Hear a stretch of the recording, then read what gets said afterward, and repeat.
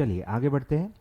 अब next amendment है LODR, ठीक है, सेबी एलओडीआर रेगुलेशंस 2015। ठीक है, सबसे पहला अमेंडमेंट है regulation 42 that deals with record date और date of closure of transfer books. ठीक है, अमेंडमेंट आया है 5 अगस्त से। ठीक है, 5 अगस्त से अमेंडमेंट आया है, बहुत ही माइनर अमेंडमेंट है कि ये जो रेगुलेशन है 42 ये इंटीमेशन से डील करता है कि आपको इंटीमेट करना है। ठीक है, रिकॉर्ड डेट और इन सब इवेंट्स का जो भी रिकॉर्ड डेट है वो आपको बताना होता है स्टॉक एक्सचेंज में। ठीक है, तो इसमें क्या क्या था मैं आपको बता देता हूं। ठीक है, क्लॉज क्या था वो आपको फटाफट बता देता हूं। Listed entity shall intimate the record date to all the stock exchanges where it is listed. जहां पे भी आप लिस्टेड हो आपको सारी बातें बतानी है, इनकी मतलब इंटीमेशन देनी है रिकॉर्ड डेट्स की, इन सारे इवेंट्स की। तो उसमें था dividend, right issue, bonus issue, conversion of debentures और एनी अदर कन्वर्टेबल सिक्योरिटी। ठीक है, उसके बदले में जो आप शेयर्स इशू करते हो। फिर है shares arising out of rights attach to debentures और एनी अदर कन्वर्टेबल सिक्योरिटी। और फिर था एक ई वाला पॉइंट था कॉर्पोरेट एक्शंस, कि जो भी कॉर्पोरेट एक्शंस होते हैं वो आपको बताने होते हैं। ठीक है, उसमें देखो क्या लिखा है, बस वो ई पॉइंट में अमेंडमेंट है तो ई पॉइंट में पूरा पढ़ रहा हूं। ठीक है, ई पॉइंट में क्या लिखा है, corporate actions like merger, demerger and bonus shares. ठीक है, ध्यान दो, यहां फिर लिखा था where stock derivatives are available, मतलब कहां कहां बताना है, ये कैसे डिसाइड होगा। तो पहले प्रॉब्लम था, ऊपर आपने लिखा है, ऑलरेडी ऊपर लिखा हुआ है कि जहां पे भी आप लिस्टेड हो उनको आपको बताना है। फिर यहां लिखा था कि कॉर्पोरेट एक्शंस भी बताने हैं, उनका भी रिकॉर्ड डेट बताना है। और इसमें अलग से क्लॉज था where the stock derivatives are available on the stock of listed entity. ठीक है, कोई भी एक्सचेंज में जहां पे आपके स्टॉक का डेरिवेटिव ट्रेड होता है, कोई भी स्टॉक एक्सचेंज में जहां पे आपके स्टॉक का डेरिवेटिव ट्रेड होता है उन स्टॉक एक्सचेंज पे भी आपको बताना है। और where the listed entity stock form part of an index, अगर आप एक इंडेक्स का पार्ट हो, इंडेक्स आपको पता ही है, निफ्टी और सेंसेक्स इंडेक्स होते हैं, ऐसे बहुत सारे इंडेक्स होते हैं, सेक्टोरल इंडेक्स होते हैं, फिर टॉप 100 स्टॉक्स, 200, 500, अलग अलग टाइप के इंडेक्स होते हैं। तो आपका स्टॉक अगर कोई इंडेक्स का पार्ट है और उस इंडेक्स पे अगर डेरिवेटिव होता है, समझ रहे हो, इनडायरेक्ट चेन है ये। पहला क्या है, ऊपर जो हेडिंग में लिखा था कि आप खुद ही लिस्टेड हो, आपका इक्विटी शेयर लिस्टेड है, ये तो डायरेक्ट पॉइंट हो गया। फिर सेकंड था कि आपके स्टॉक पे अगर कहीं डेरिवेटिव ट्रेड होता है तो वो भी स्टॉक एक्सचेंज पे आपको बताना है। और थर्ड है कि अगर आपका स्टॉक कोई इंडेक्स का पार्ट है और उस इंडेक्स पे अगर डेरिवेटिव डील होता है तो उन सारे स्टॉक एक्सचेंज को भी बताना है जहां पे उस इंडेक्स पे डेरिवेटिव में डीलिंग होती है। ठीक है, ऐसे था। तो ये जो दो नए स्पेशल पॉइंट्स थे, कौन से कि आपके स्टॉक का डेरिवेटिव ट्रेड हो रहा है या इंडेक्स का डेरिवेटिव ट्रेड हो रहा है जिसका आप एक पार्ट हो। तो पहले ये सिर्फ कॉर्पोरेट एक्शंस पे ही अप्लाई होता था क्योंकि ई पॉइंट के अंदर लिखा था, ई पॉइंट के अंदर लिखा था, मतलब सिर्फ कॉर्पोरेट एक्शंस के लिए ही वो अप्लाई होता था। अब सेबी चाहता है कि ये सारे पॉइंट्स के लिए हो, A B C D E F जितने भी ये पॉइंट्स हैं सारे इंटीमेशंस पे ये अप्लाई हो। तो उन्होंने क्या किया, कट पेस्ट कर दिया, पॉइंट ई से हटा के उसको यहां हेडिंग में डाल दिया। हेडिंग में डालने से क्या हो गया, अब वो सिर्फ पॉइंट ई पे अप्लाई नहीं होता, अब वो सारे पॉइंट्स पे अप्लाई होता है। तो बस पूरी लैंग्वेज सेम है, सब कुछ सेम है, सिर्फ उसको ई पॉइंट से हटा के हेडिंग में डाल दिया। और इसका इफेक्ट क्या होगा, अब वो सिर्फ कॉर्पोरेट एक्शंस पे अप्लाई नहीं होता है, अब वो सारे के सारे पॉइंट्स पे अप्लाई होगा। ठीक है, तो अब अमेंडेड क्लॉज कैसे दिखता है वो आप पढ़ लो। Listed entity shall intimate the record date for the following events. List काई की है, इवेंट्स की, इवेंट्स का आपको इंटीमेशन देना है। किसको किसको, अब ध्यान दो। ठीक है, 2, अब आपको नंबरिंग देते जानी है। 2 all the stock exchange where it is listed, ये तो पहले भी था। ठीक है, और where the stock derivatives are available on the stock of listed entity, तो ऐसे स्टॉक एक्सचेंजेस को भी बताना है। और थर्ड है, और where listed entity stock forms part of index on which derivatives are available. तो ऐसे 3 जो स्टॉक एक्सचेंजेस होंगे उन सबको आपको सारे इवेंट्स का इंटीमेशन अब देना होगा। तो पहले ये जो सेकेंड और थर्ड पॉइंट था, ये जो मैंने नंबरिंग दे दी अभी, 1 वाला तो पहले भी था, 2 और 3 अब वो ई पॉइंट से हटा के हेडिंग में डाल दिया है। तो अब ये जो एक्सचेंजेस हैं जहां पे आपके डेरिवेटिव डील होते हैं या आप इंडेक्स का पार्ट हो और उस इंडेक्स के डेरिवेटिव डील होते हैं, उन सबको भी सारे के सारे इवेंट्स का इंटीमेशन देना पड़ेगा। ठीक है, तो ये उसका इफेक्ट है, ये अमेंडमेंट है। चलिए सर, ठीक है, तो ई पॉइंट अब क्या है? ई पॉइंट उतना ही है, corporate actions like merger, demerger, split etcetera, वो पूरा आगे का जो सेंटेंस है वो कट करके ऊपर डाल दिया है। ठीक है, और कोई इसमें अमेंडमेंट नहीं है। ठीक है, तो ये था आपका रेगुलेशन 42, रिकॉर्ड डेट और date of closure of transfer book with effect from 5 August 2020। ठीक है, चलिए सर आगे बढ़ते हैं। अब है रेगुलेशन 54। ठीक है, 54 मतलब ये आगे के जो अभी हम पॉइंट्स पढ़ने वाले हैं, ये आपको मैं बता दूं, ये है चैप्टर 5 ऑफ एलओडीआर। ठीक है, चैप्टर 5 ऑफ एलओडीआर जो कैसे डील करता है एनसीडी या एनसीआरपीएस। अगर आपने अपने एनसीडी लिस्ट करवाए हैं या आपने आपके एनसीआरपीएस अप्लाई लिस्ट करवाए हैं या बोथ, तो चैप्टर 5 आप पे अप्लाई होता है। ठीक है, और उससे रिलेटेड ये पॉइंट्स हैं, मतलब नॉर्मल इक्विटी वाले पॉइंट्स नहीं है। ठीक है, ध्यान दो। चलो, तो एसेट कवर करके रेगुलेशन है, रेगुलेशन 54, इसमें अमेंडमेंट है 8 अक्टूबर से। ठीक है, कुछ वर्ड्स ऐड किए गए हैं, ध्यान दो। सब रेगुलेशन 1 को सब्सटीट्यूट किया गया है और कुछ वर्ड्स उसको बीच में ऐड किए गए हैं।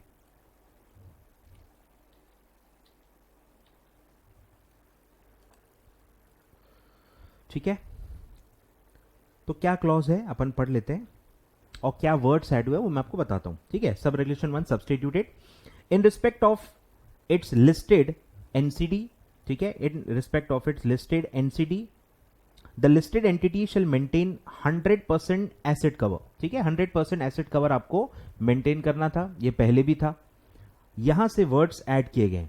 ठीक है, यहां से, और asset cover as per the terms of offer document, information memorandum और द ट्रस्ट डीड, ये वर्ड्स को ऐड किया गया है कि 100% तो मिनिमम चाहिए ही चाहिए। 100% का प्रिंसिपल अमाउंट का, कि जितना एनसीडी का प्रिंसिपल अमाउंट है कम से कम उतना आपका एसेट कवर होना चाहिए, सिक्योरिटी का एसेट कवर होना चाहिए। पर अगर सपोज ऑफर डॉक्यूमेंट में आपने प्रिंसिपल के अलावा इंटरेस्ट के लिए भी अगर सिक्योरिटी का कवर दिया होगा तो अच्छी बात है। अगर कोई बेनिफिशियल है, क्योंकि आप 100% से कम तो रख ही नहीं सकते ना, क्योंकि रेगुलेशन में लिखा है, रेगुलेशन में ही 100% ऑफ द प्रिंसिपल अमाउंट लिखा है। इसका मतलब क्या है कि जितने भी डॉक्यूमेंट होंगे, ऑफर डॉक्यूमेंट है, इंफॉर्मेशन मेमोरेंडम है, ट्रस्ट डीड है, इन सब में 100% से कम तो लिखा ही नहीं हो सकता। इसमें तो 100 से ज्यादा हो सकता है। सर 100 से ज्यादा कैसे होगा? अरे भाई, प्रिंसिपल का 100%, इंटरेस्ट भी तो होता है ना, तो हो सकता है आपने इंटरेस्ट के लिए भी सिक्योरिटी क्रिएट की हो, इंटरेस्ट के लिए भी एसेट कवर दिया गया हो सकता है, क्यों नहीं हो सकता? तो इसीलिए लिखा है और एसेट कवर जो आपने वादा किया है, तो obviously whichever is higher वाला पॉइंट अप्लाई होगा। अगर आपने कम लिखा भी होगा गलती से ऑफर डॉक्यूमेंट में या ट्रस्ट डीड में, तो 100% अप्लाई होगा ही होगा। बट अगर ज्यादा लिखा होगा तो ज्यादा अप्लाई होगा, जो भी मतलब फेवरेबल होगा होल्डर्स के लिए वो अप्लाई होगा। तो अभी तक क्या हो रहा था, अगर सपोज मैंने ऑफर डॉक्यूमेंट में 120% लिख दिया कि प्रिंसिपल अमाउंट जो है उसका 120% में एसेट कवर क्रिएट करूंगा, पर यहां तो 100 ही लिखा हुआ था ना, समझ में आ रहा है? तो वो बेनिफिट होल्डर्स को मिल नहीं पा रहा था, आए ख्याल में? तो इसीलिए वर्ड्स ऐड किए गए, और asset cover as per the terms of offer document और इंफॉर्मेशन मेमोरेंडम और द डिबेंचर ट्रस्ट डीड। ठीक है, sufficient to discharge the principal at all times for the NCD. ठीक है, तो बस ये वर्ड्स को ऐड किया गया है ताकि कुछ फेवरेबल अगर होगा तो उसका फायदा मिल पाए। चलिए, तो ये था आपका सब regulation 1।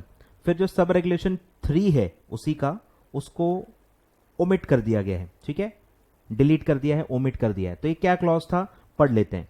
The requirement specified in sub regulation 1 shall not be applicable in case of unsecured date.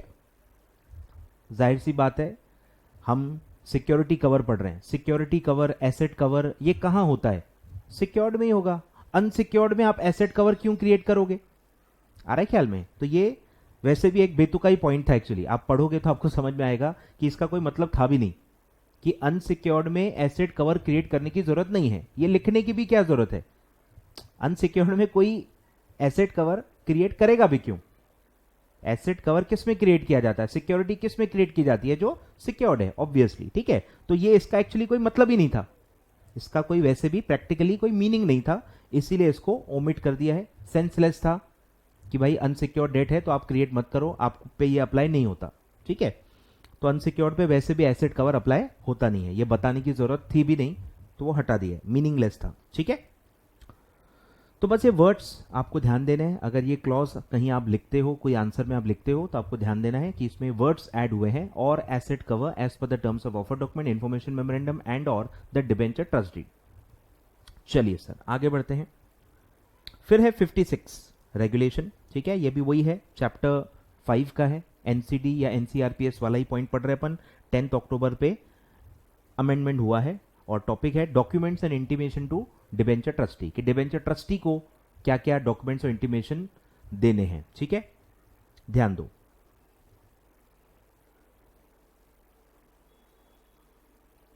ठीक है, कि डिबेंचर ट्रस्टी को क्या क्या इंटीमेशंस आपको देने होते हैं। ठीक है, तो इसमें 3 पॉइंट्स सेम है, अमेंडमेंट ही बता रहा हूं मैं सिर्फ। 3 चीजें इंटीमेट करनी पड़ती थी। पहला था रेटिंग में अगर रिवीजन आ रहा है, आपका जो इंस्ट्रूमेंट है अगर उसकी रेटिंग बदल रही है, कम हो रही है, अपग्रेड या डाउनग्रेड हो रही है, जो भी रिवीजन हो रहा है उसका इंटीमेशन ट्रस्टी को देना पड़ता है। ठीक है, कंपनी को ट्रस्टी को बताना होता है। ठीक है, सेकंड है default in timely repayment, interest या प्रिंसिपल में कहीं भी रीपेमेंट में अगर डिफॉल्ट हुआ है तो डिफॉल्ट का इंटीमेशन देना पड़ता है।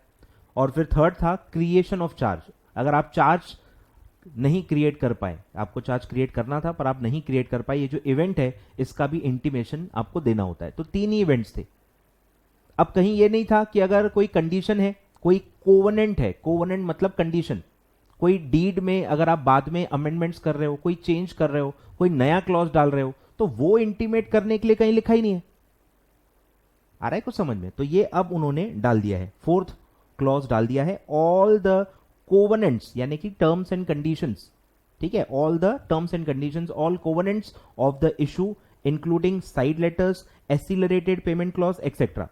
मतलब काफी बार क्या होता है कि ओरिजिनल डॉक्यूमेंट को ही अमेंड किया जाता है, या काफी बार अलग से मेमोरेंडम्स अटैच किए जाते हैं, अमेंडमेंट अलग से अटैच किए जाते हैं, या काफी बार साइड लेटर्स होते हैं। साइड लेटर्स मतलब आउटसाइड द एग्रीमेंट आप कोई चीज एग्री कर रहे हो जहां पे एग्रीमेंट साइलेंट था, तो काफी बार जो एग्रीमेंट के साइलेंट पॉइंट्स होते हैं वहां क्या करना है उसके लिए अलग अलग तरीके मतलब एग्री किए जाते हैं, तो ये अलग अलग उसके नाम है। Side letters, accelerated payment clause, नाम से ही मतलब निकल जाता है। एसिलरेटेड पेमेंट क्लॉज कि आपको जल्दी पेमेंट करना है, जिसको आप प्री पेमेंट भी कहते हो। तो प्री पेमेंट क्लॉज अगर नहीं कवर्ड है, बाद में आप एग्री कर रहे हो कि प्री पेमेंट कैसे होगा, कर सकते हैं नहीं कर सकते, प्री पेमेंट में फिर इंटरेस्ट कम तो नहीं हो जाएगा, बरोबर। तो ये सारे टर्म्स हो सकता है बाद में ऐड करवाओ। तो सारे के सारे जो कोवेनेंट्स हैं उसमें अगर कोई भी बदलाव होता है या आप नए कोई कोवेनेंट्स ऐड करते हो तो वो सारे भी आपको इंटीमेट करने पड़ेंगे। ठीक है, तो ये एक 4th क्लॉज उसके अंदर ऐड हुआ है, all covenants of the issue. चलिए सर, तो पहला ऐसे कोई क्लॉज नहीं था, 3 ही ऐसे क्लॉज थे। ठीक है, ऐसे पहले 3 ही क्लॉज थे, चौथा कोई क्लॉज था ही नहीं, अब वो ऐड किया गया है, all covenants of the issue including side letters, acylated payment clauses etcetera, जो भी आप बाद में ऐड करोगे।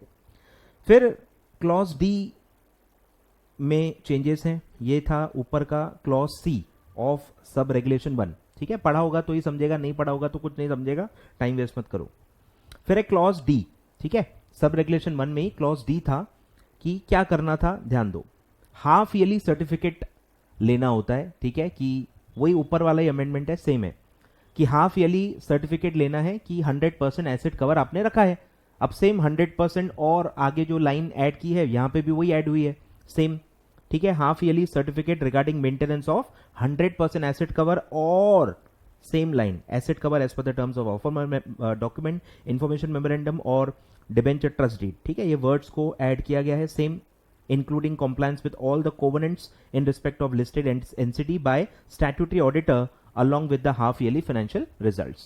तो हाफ ईयरली जो फाइनेंशियल रिजल्ट्स आप भेजते हो उसके साथ साथ आपको हाफ ईयरली ऑडिटर का सर्टिफिकेट भी भेजना है, ये लिख के कि 100% एसेट कवर मेंटेन था और सारे कोवेनेंट्स भी आपने इस दौरान कंप्लाई किए थे, कोई नॉन कंप्लायंस, कोई ब्रीच नहीं हुआ है। ठीक है, इसका हाफ ईयरली सर्टिफिकेट देना होता है स्टैट्यूटरी ऑडिटर का। ठीक है, अब इसमें से कुछ लोगों को एग्जम्पशन दिया गया था कि किसको किसको ये हाफ ईयरली स्टैट्यूटरी ऑडिटर का सर्टिफिकेट नहीं देना है। पहले इसमें 3 लोग थे, ध्यान दो। Provided that submission of such half yearly certificate is not applicable in case where number 1 listed entity is a bank, सीधे सीधे बैंक को हटा दिया गया था।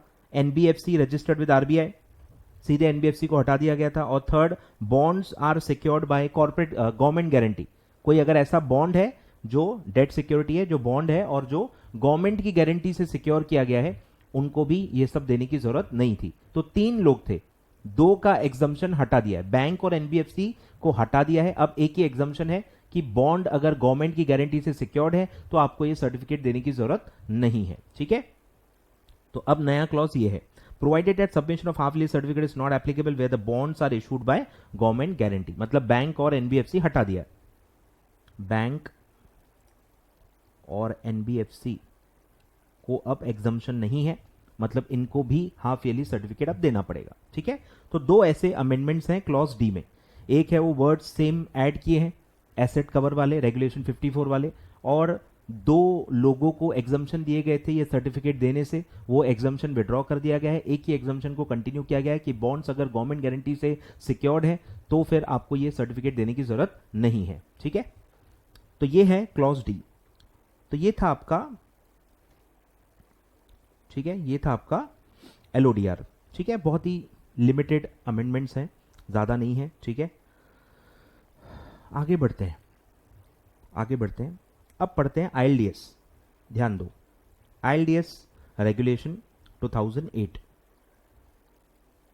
आईएलडीएस regulation 2008, issue and listing of debt security regulation 2008। ठीक है, चलिए स्टार्ट करते हैं।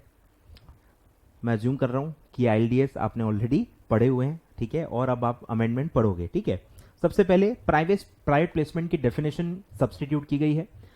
काफी अमेंडमेंट्स इसमें वो वाले हैं जो कंपनीज एक्ट के बदलने की वजह से हैं, मतलब इनको अभी टाइम मिला है। कंपनीज एक्ट 2013 से बदल चुका है, इफेक्टिव फ्रॉम 2014। उनको अभी 2021 में टाइम मिला है, 2020 में टाइम मिला है कि वो रेफरेंसेस जो आते हैं, जो कंपनीज एक्ट 1956 था पहले, काफी रेफरेंसेस अभी तक कंपनीज एक्ट 1956 के थे, और अब इनको टाइम मिल रहा है कि 1956 को हटा के करस्पॉन्डिंग जो भी सेक्शंस हैं 2013 के, उनका रेफरेंस डाला जाए। सोचो कितना लेट लतीफ काम हो गया ये, कि भाई 2014 में कंपनीज एक्ट पूरा आ गया था ऑलमोस्ट, तो आप उसी वक्त डाल दो ना, 4-5 साल लग गए आपको। ठीक है, तो सबसे पहला है प्राइवेट प्लेसमेंट। प्राइवेट प्लेसमेंट में अच्छा खासा बदलाव हुआ है। कंपनीज एक्ट 1956 में प्राइवेट प्लेसमेंट का मतलब था नॉट लेस देन 50%, 50 लोगों से कम ही लोगों का प्राइवेट प्लेसमेंट कर सकते थे। और अब कंपनीज एक्ट 2013 में आपको पता ही होगा कि लिमिट अब 200 है। 200 से ज्यादा अगर आप लोगों को इशू करते हो तो उसको पब्लिक ऑफर माना जाता है। अप टू 200 है तो प्राइवेट प्लेसमेंट कहा जाता है। ठीक है, तो डेफिनेशन को बेसिकली सब्स्टिट्यूट किया गया है, तो इसमें कुछ बदलाव नहीं है, बस कंपनीज एक्ट का जो बदलाव है वही डाला गया है। ध्यान दो, अब क्या डेफिनेशन है। Private placement means an offer, ये वही है, पूरी कंपनीज एक्ट की डेफिनेशन डाली हुई है। मीन्स एन ऑफर और इन्विटेशन टू सब्सक्राइब और issue of securities to a select group of persons of a company other than by way of public offer through private placement come offer come application which satisfies the conditions specified in section 42 of the Companies Act। और वहां आपको पता ही होगा कि rules में क्या लिखा हुआ है, 200 पर्सन्स ये होता है सेलेक्ट ग्रुप ऑफ पर्सन्स। ठीक है, तो पहले क्या था, लेस देन 50 पर्सन्स। तो बस यही मेजर अपडेट है, ये पूरा कंपनीज एक्ट का ही डेफिनेशन है प्राइवेट प्लेसमेंट का जो यहां पे डाला गया है। ठीक है, कुछ खास नहीं है, आगे बढ़ते हैं।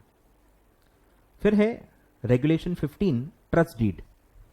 ट्रस्ट डीड के बारे में था कि ट्रस्ट डीड कौन से सेक्शंस के तहत बनता है, वो सब का था। तो उसमें देखो अभी भी पुराने रेफरेंसेस थे, 1956 का रेफरेंस था। ठीक है, तो अब वो अपडेट किया गया है। ध्यान दो, every trust deed shall among other matters accept, ध्यान दो, every debenture trustee shall accept करना है उनको, ट्रस्ट डीड को एक्सेप्ट करना है, मतलब उनको पढ़ना है और एक्सेप्ट करना है कि हाँ मुझे पता है, मैं अवेयर हूं सारे टर्म्स एंड कंडीशंस के लिए, कल जाके मैं ऐसा नहीं कहूंगा कि मैं तो मुझे पता ही नहीं है इसमें क्या लिखा है।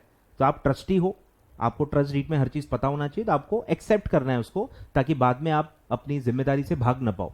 तो every debenture trustee shall accept the trust deeds which shall contain, ठीक है, all the matters specified in section 71, ठीक है, 71 अप्लाई होता है इसमें, आपको पता ही होगा, ऑफ द कंपनीज एक्ट। तो पुराना जो रेफरेंस था 117A उसको चेंज कर दिया गया है, करस्पॉन्डिंग जो कंपनीज एक्ट 2013 का सेक्शन है वो डाल दिया गया है 71 of companies act and SH12 of the company share capital and debenture rules. और फिर उसमें अब एक नया यहां से क्लॉज डाला है, ये क्लॉज नया इंसर्ट किया गया है कि ये जो डीड होगा उसको दो पार्ट्स में आपको बांटना है। पहले ऐसा कोई क्लॉज नहीं था, पहले ऐसा कोई क्लॉज नहीं था, अब उन्होंने कहा है कि आपको इसको दो पार्ट्स में डालना है, ठीक है, ध्यान दो। Such deed shall consist of two parts. Part A standard information, ठीक है, स्टैंडर्ड इंफॉर्मेशन देनी है जो लगभग सारे इश्यूज में सेम होती है, मतलब आप कोई भी इशू करो आपकी कुछ इंफॉर्मेशन तो कॉमन होती है जो आपके बारे में होती है, आपका नाम, रजिस्टर्ड ऑफिस, कब से रजिस्टर्ड हो, सेबी के पास जो भी है, सारा जो रजिस्ट्रेशन है, लिस्टिंग की इंफॉर्मेशन है, वो कभी बदलती नहीं है। तो वो स्टैंडर्ड इंफॉर्मेशन में आप दिखाओ, तो उसको पार्ट ए बना लो, स्टैट्यूटरी और standard information pertaining to the debt issue. और फिर एक्चुअल जो इशू है जिसके तहत ये सब हो रहा है, जिसके तहत ये ट्रस्ट डीड क्रिएट हो रहा है, उसके स्पेसिफिक डिटेल आप पार्ट बी में दो, मतलब पूरी इंफॉर्मेशन को लॉजिकली क्लासीफाई करो, एक स्टैंडर्ड में और एक स्पेसिफिक में, ठीक है, containing the specific to the particular debt issue. अभी जो आप इशू कर रहे हो उस जिसका ट्रस्ट डीड है उसके पूरे डिटेल देने हैं, ठीक है। तो दो पार्ट्स में बांटने के लिए कहा गया है, ठीक है। तो सिंपल सा अमेंडमेंट है रेगुलेशन 15 ट्रस्ट डीड, ठीक है।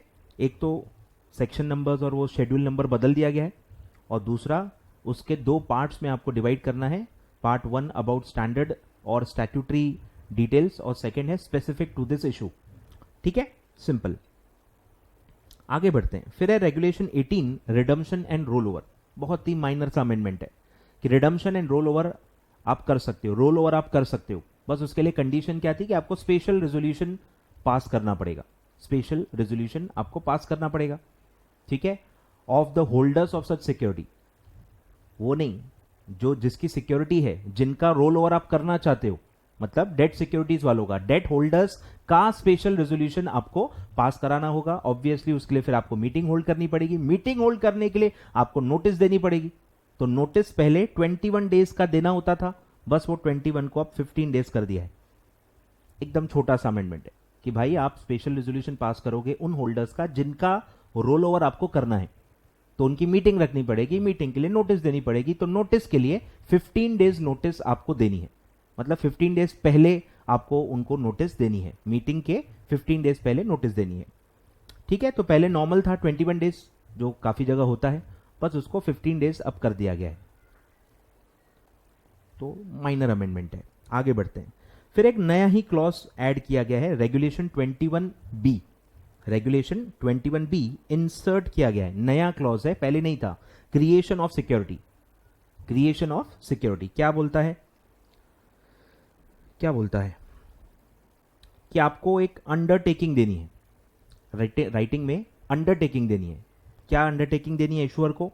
इशुअर को अंडरटेकिंग देनी है इन द इंफॉर्मेशन मेमोरेंडम, ठीक है। जो इंफॉर्मेशन मेमोरेंडम आप ये करोगे, इंफॉर्मेशन मेमोरेंडम शेल्फ इशू में आता है, ठीक है, आपको मैंने बताया था।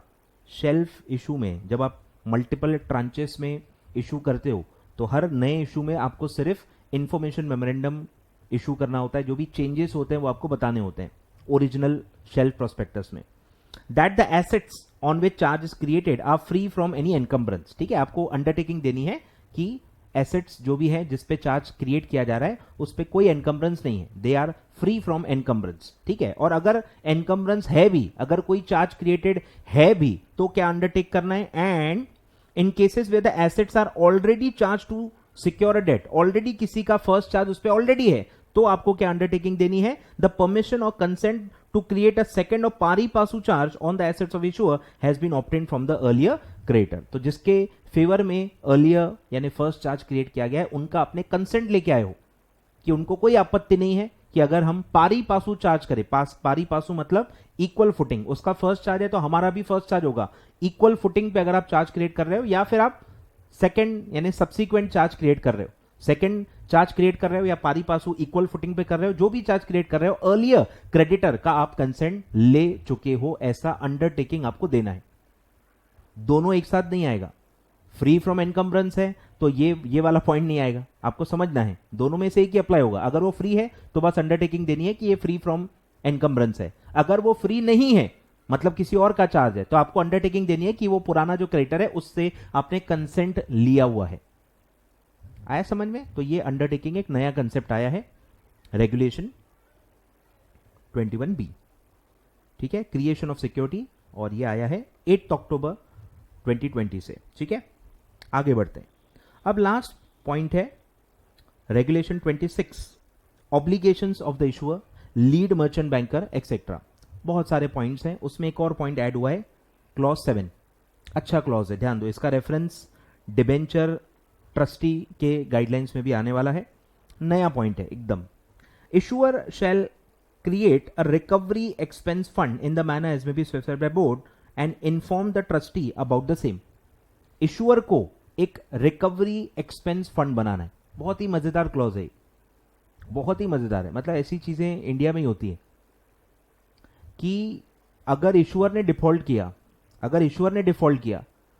तो डिबेंचर ट्रस्टी इशुअर के खिलाफ केस फाइल करेगा, फिर ट्रस्टी को केस फाइल करने के लिए लीगल एक्सपेंस लगेगा, वो लीगल एक्सपेंस भी इशुअर को देने हैं। सोच के देखो ये क्लॉज क्या कह रहा है आपसे कि इशुअर को ही पैसे देने हैं ताकि ट्रस्टी आप पे केस कर पाए जब आप डिफॉल्ट करोगे। एग्जैक्टली यही मीनिंग है इसका। आ रहा है कुछ समझ में? मतलब क्या करना है, इसका पूरा एक सर्कुलर आया हुआ है सेबी का, थोड़ा बहुत मैं डिस्कशन करूंगा इस पे, और ट्रस्टी के वक्त भी यही नाम आएगा तो मैं फिर से डिस्कशन नहीं करूंगा, अभी बता देता हूं। मतलब क्या करना है, देखो ध्यान दो, ये मैं हूं इशुअर, ठीक है, ये मैं हूं, वो वाला नहीं, ठीक है, इशुअर, और यहां पे है डिबेंचर ट्रस्टी, ठीक है।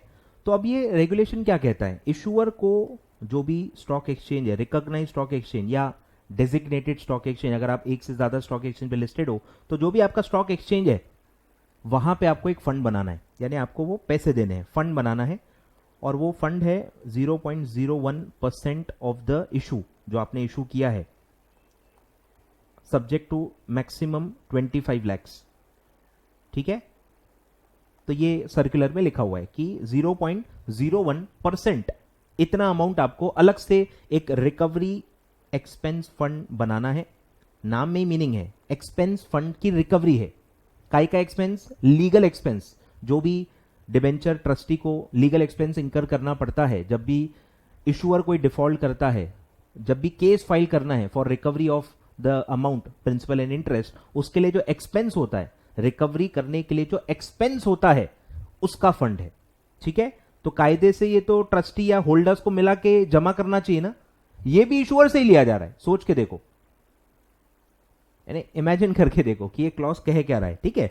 तो इतना पैसा आप स्टॉक एक्सचेंज को दो और एक फंड बनाओ, फिर जब भी डिफॉल्ट होगा फिर ट्रस्टी जो है वो अप्लाई करेगा स्टॉक एक्सचेंज को कि भैया हमको केस फाइल करना है, हमको इतने इतने पैसे होना, फिर वो एक्सेप्ट होगा और स्टॉक एक्सचेंज डायरेक्ट जो भी लॉयर है या जो भी लीगल फी होगा वो सब डायरेक्टली स्टॉक एक्सचेंज उस फंड में से पे होगा।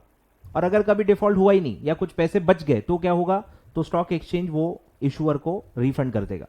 जब पूरा रिडम्पशन हो जाएगा, पूरा इशू का रिडम्पशन हो जाएगा, इंटरेस्ट प्रिंसिपल सब रिडीम कर दिया, उसके बाद तो इस फंड की कोई जरूरत ही नहीं है, तो फिर वो पैसा वापस इशुअर को रिफंड किया जाएगा, ठीक है। तो ये पूरा कंसेप्ट है रिकवरी एक्सपेंस फंड का, जो इशुअर को क्रिएट करना है with the designated stock exchange, और वो इन्फॉर्म करना है डिबेंचर ट्रस्टी को, ठीक है। तो ये पूरा एक नया ऑब्लिगेशन ऐड किया है, ठीक है, ये ऑब्लिगेशन ऐड किया है। तो ये अमेंडमेंट्स हैं आपके आईएलडीएस, ठीक है, आईएलडीएस के अमेंडमेंट्स हैं, ठीक है। एक था प्राइवेट प्लेसमेंट, डेफिनेशन अपडेट की है, दूसरा था ट्रस्ट डीड में सेक्शन नंबर्स अपडेट किए हैं और उसको 2 पार्ट्स में बांटने के लिए कहा गया है। फिर रोल ओवर का था, रोल ओवर में जो नोटिस देनी होती है उसका टाइम कट करके 21 डेज से 15 डेज कर दिया गया है। फिर एक नया क्लॉज डाला है अंडरटेकिंग देने के लिए, क्रिएशन ऑफ सिक्योरिटी के बारे में, फ्री फ्रॉम एनकम्बरेंस के बारे में, और एक था आपका ऑब्लिगेशन में एक रिकवरी एक्सपेंस फंड बनाने का ऑब्लिगेशन इशूअर पे डाला गया है, और बनाने के बाद वो इन्फॉर्म करना है ट्रस्टी को कि हाँ ये फंड बन गया है और हमने इतना इतना अमाउंट का फंड बना दिया है एज पर द सर्कुलर। ठीक है, तो ये था ILDS। अब एक और अमेंडमेंट पढ़ते हैं, डिबेंचर ट्रस्टी रेगुलेशंस का अमेंडमेंट। ठीक है, डिबेंचर ट्रस्टी रेगुलेशंस 1993। ठीक है, डिबेंचर ट्रस्टी रेगुलेशंस 1993। काफी सिमिलर अमेंडमेंट्स है ILDS वाले, कुछ अमेंडमेंट्स यहां पे भी आने वाले हैं करस्पॉन्डिंग। चलिए स्टार्ट करते हैं। पहला है regulation 14, obligations of trustee. Obligations of trustee, ठीक है, उसमें सब्सटीट्यूशन किया गया है, सेम है पूरा अमेंडमेंट। ठीक है, कि ट्रस्टी को ट्रस्ट डीड एक्सेप्ट करना है, सेम क्लॉज जो वहां लिखा था ये वही है। ठीक है, ध्यान दो, every trustee among other things accept the trust deed, उनको एक्सेप्ट करना है, उनकी ड्यूटी है। सेम जो 19 यहाँ पे एक्चुअली मैंने चेंज कर दिया है, बरोबर। तो ये सेक्शन नंबर्स अपडेट हुए हैं और ये जो 2 पार्ट्स में डिवाइड करने के लिए कहा गया है ये वो सेम पॉइंट्स हैं। ठीक है, same as ILDS, same as ILDS लिख देता हूं मैं, सेम है पूरा। आगे बढ़ते हैं, मेन अमेंडमेंट यही है, ध्यान दो। क्या? Duties of trustee under regulation 15। बहुत सारे ड्यूटीज हैं, पढ़ा होगा तो ही कुछ समझेगा, नहीं तो संभाल लेना। ठीक है, 8 अक्टूबर 2020। तो ड्यूटीज में क्या क्या है एक एक करके अपन पढ़ते हैं। ठीक है, सबसे पहला है क्लॉज H, सब रेगुलेशन 1 जिसमें पूरी लिस्ट है ड्यूटीज की, उसमें क्लॉज H सब्सटीट्यूट किया गया है। ठीक है, सब्सटीट्यूट किया गया है और उसमें सेम करस्पॉन्डिंग जो मैंने बताया वर्ड्स बस ऐड किए हैं, एंड रिकवरी एक्सपेंस फंड। मतलब क्या ड्यूटी थी और क्या ऐड हुआ है वो मैं बताता हूं। Ensure the implementation of conditions regarding the creation of security, कि सिक्योरिटी क्रिएट करने के लिए जो उन्होंने वादा किया है ऑफर डॉक्यूमेंट में, ट्रस्ट डीड में भी वादा किया होगा, हर जगह लिखा होगा, तो वो एक्चुअली इंप्लीमेंट हुआ कि नहीं ये चेक करना ट्रस्टी का काम है, कि एक्चुअली वो चार्ज क्रिएट हुआ कि नहीं, वो चार्ज रजिस्टर हुआ कि नहीं। ये सब इंप्लीमेंटेशन का जो काम है ये सब ट्रस्टी की ड्यूटी है। ठीक है, फिर DRR बनाना पड़ता है as per the companies act, तो वो DRR एक्चुअली क्रिएट हुआ कि नहीं। और अब जो नई जिम्मेदारी इशूअर पे डाली गई है कि उनको रिकवरी एक्सपेंस फंड बनाना है, वो भी ट्रस्टी को चेक करना है कि वो उन्होंने बनाया है या नहीं बनाया है। नहीं बनाया है तो बनवाना पड़ेगा फॉलोअप करके। ठीक है, तो इसमें 3 चीजें एक्चुअली, एक है क्रिएशन ऑफ सिक्योरिटी, एक है क्रिएशन ऑफ DRR और एक है creation of recovery expense fund. 3 ऐसे ड्यूटीज हैं। तो बस इसमें अमेंडमेंट क्या है, वर्ड्स ऐड किए गए हैं, एंड रिकवरी एक्सपेंस फंड, जो नई जिम्मेदारी डाली गई है वही ट्रस्टी की ड्यूटी में ऐड कर दी गई कि ट्रस्टी को on behalf of debenture holders ये चेक करना है कि ये फंड क्रिएट हुआ है या नहीं हुआ है बाय द इशूअर। ठीक है, आगे बढ़ते हैं। फिर एक क्लॉज T, सब रेगुलेशन 1, सेम सब रेगुलेशन 1 में क्लॉज T है, वो वाला है। तो इसमें बोला गया है कि अगर आपके लिस्टेड डेट सिक्योर्ड है और सिक्योरिटी है on the basis of receivables और बुक डेट्स, रिसीवेबल्स और बुक डेट्स यानी कि सन्ड्री डेटर्स या बिल रिसीवेबल्स, याद आ रहा है, रिसीवेबल्स बुक डेट्स का मतलब क्या होता है, सन्ड्री डेटर्स। तो अगर आपकी डेट डेटर्स से सिक्योर की गई है, डेटर्स से सिक्योर की गई है का क्या मतलब है कि जब भी आप डिफॉल्ट करोगे डेटर्स से पैसा ट्रस्टी कलेक्ट करेगा for the recovery of the debt. मतलब डेटर्स डिफॉल्ट के बाद जैसे ही आपने मेरे डेट का डिफॉल्ट किया, आपके डेटर्स अब आपके नहीं है, वो अब मेरे एसेट हैं, मैं उनसे पैसा रिकवर करूंगा और अपने डेट के अगेंस्ट उसको एडजस्ट करूंगा, कुछ बच गया तो आपको दे दूंगा। अब जब भी बुक डेट्स को या रिसीवेबल्स को as a asset, as a charge create किया जाता है, फ्लोटिंग चार्ज क्रिएट किया जाता है, उसमें सबसे बड़ा कंसर्न यही होता है कि उसकी वैल्यू कितनी है। क्योंकि डेटर्स में आपको पता है RDD बनती है, reserve for doubtful debts, bad debts होते हैं, पैसे डूबते रहते हैं, रिजर्व क्रिएट होती है, तो एक्चुअली कितना रिकवरेबल है उसका सर्टिफिकेट लगता है। आ रहा है कुछ समझ में? तो ये सर्टिफिकेट देने का पॉइंट है, ध्यान दो। ठीक है, क्या बदलाव हुआ है ये भी मैं बताऊंगा, पर अभी क्लॉज क्या है वो आपको समझना है। In case where the listed debt securities are secured by receivables और बुक डेट्स, इट शैल, ठीक है, it shall on a quarterly basis, ठीक है, दो बेसिस हैं, on a quarterly basis and on a half yearly basis. Quarterly basis पे आपको क्या करना है, बस नेसेसरी ड्यू डिलिजेंस करना है। ड्यू डिलिजेंस मतलब चेक करना है, सारी चीजें चेक करना है कि सब सही है कि नहीं, ठीक है। Carry out necessary due diligence and monitor the asset cover, ठीक है। दो काम ये आपको क्वार्टरली बेसिस पे करना है कि ड्यू डिलिजेंस करो, डॉक्यूमेंटेशन चेक करो, देखो क्या हो रहा है क्या नहीं हो रहा है, और एसेट कवर को मॉनिटर करो कि वो अभी 100% और वो जो क्लॉज पड़ा था वैसा है कि नहीं है, ठीक है। तो पहले क्या था, पहले क्वार्टरली बेसिस पे क्या था, आपको दो सर्टिफिकेट देने पड़ते थे। एक सर्टिफिकेट देना है डायरेक्टर या एमडी से, certifying the value of the book debts, और एक इंडिपेंडेंट चार्टर्ड अकाउंटेंट का भी सर्टिफिकेट लगता था, certifying the value of book debts. दो अलग अलग लोगों का सर्टिफिकेट लगता था अपॉन सेम थिंग, एक इंटरनल इंसान का जो डायरेक्टर या एमडी है, और एक एक्सटर्नल इंडिपेंडेंट चार्टर्ड अकाउंटेंट का, दोनों एक ही है कि सर्टिफिकेट लगता था, सर्टिफाई करो कि कितनी वैल्यू है क्वार्टरली बेसिस पे। अब ये बंद हो गया है, ठीक है। क्वार्टरली सर्टिफिकेट्स बंद कर दिए हैं, अब सिर्फ ड्यू डिलिजेंस का है कि आप ड्यू डिलिजेंस करो, चेक करो क्या हो रहा है क्या नहीं हो रहा है, और एसेट कवर को मॉनिटर करते रहो। सर्टिफिकेट वगैरह देने की जरूरत नहीं है। फिर यहां ईयरली बेसिस पे, पहले ईयरली बेसिस पे स्टैट्यूटरी ऑडिटर का फिर से सर्टिफिकेट लगता था। देखो, क्वार्टरली भी लगता था, ईयरली भी लगता था, ठीक है। अब यहां पे ईयरली को क्या कर दिया, हाफ ईयरली। ईयरली को क्या कर दिया, हाफ ईयरली। फ्रीक्वेंसी बढ़ा दी, हाफ ईयरली कर दिया है, मतलब साल में 2 बार अब आपको सर्टिफिकेट लेना है। मतलब क्वार्टरली से हटा दिया, क्वार्टरली से हटा दिया, अब उसको हाफ ईयरली में ला लिया है, ठीक है। Obtain a certificate from the statutory auditor giving the value of the book dates or receivables, including the compliance of the covenants of the offer document, information memorandum or trust deed as may be specified। तो half yearly statutory auditor का certificate लगेगा। पहले क्या लगता था, quarterly भी लगता था, ईयरली भी लगता था, अब सिर्फ वो हाफ ईयरली लगेगा, certifying the value and certifying the compliance with all the covenants of the offer document and information memorandum, ठीक है। दो चीजों का सर्टिफिकेट अब हाफ ईयरली बेसिस पे आपको देना है, ये अमेंडमेंट है, ठीक है। आए ख्याल में? तो क्या है क्लॉज कि लिस्टेड डेट है अगर आपकी और वो सिक्योर्ड है थ्रू बुक डेट्स, तो आपको क्या करना है, क्वार्टरली बेसिस पे necessary due diligence carry out करना है और मॉनिटर करना है एसेट कवर को। फिर हाफ ईयरली बेसिस पे सर्टिफिकेट लेना है स्टैट्यूटरी ऑडिटर से, certifying the value of the book debts and compliance with all the covenants in the offer document और इंफॉर्मेशन मेमोरेंडम, ठीक है। चलिए सर, तो ये सिंपल हो गया। आगे तो ये पूरा सब रेगुलेशन 1 था। सब रेगुलेशन 1 में क्लॉज एच और क्लॉज टी था, उसमें अमेंडमेंट था। अब आते हैं सब रेगुलेशन 2 पे, ठीक है। सब रेगुलेशन 2 उसी में अपन ड्यूटीज ऑफ डिबेंचर ट्रस्टी में ही है, ठीक है। अब क्या बोलता है, ध्यान दो, डिबेंचर ट्रस्टी शैल कॉल और कॉज टू बी कॉल्ड, इसको आप कंपेयर कर सकते हो ईजीएम से, जो कंपनीज एक्ट में आपने पढ़ा होगा, एक्स्ट्रा ऑर्डिनरी जनरल मीटिंग, कि आपको मीटिंग होल्ड करवानी पड़ती है। मेंबर्स अगर रिक्विजिशन कर रहे हैं, याद आ रहा है रिक्विजिशन वर्ड आपने वहां पे ऑलरेडी पढ़ा हुआ है, तो ये भी रिक्विजिशन है कि अगर डिबेंचर होल्डर्स या डेट होल्डर्स कोई टॉपिक पे मीटिंग करवाना चाहते हैं तो वो रिक्विजिशन कर सकते हैं ट्रस्टी को कि भाई ये टॉपिक पे हम चाहते हैं कि मीटिंग हो सबकी, तो फिर डिबेंचर ट्रस्टी को रखवानी पड़ेगी। तो कितने होल्डर्स अप्लाई करेंगे तो ट्रस्टी मतलब विल बी अंडर ऑब्लिगेशन, तो वो यहां पे दिया हुआ है, ध्यान दो।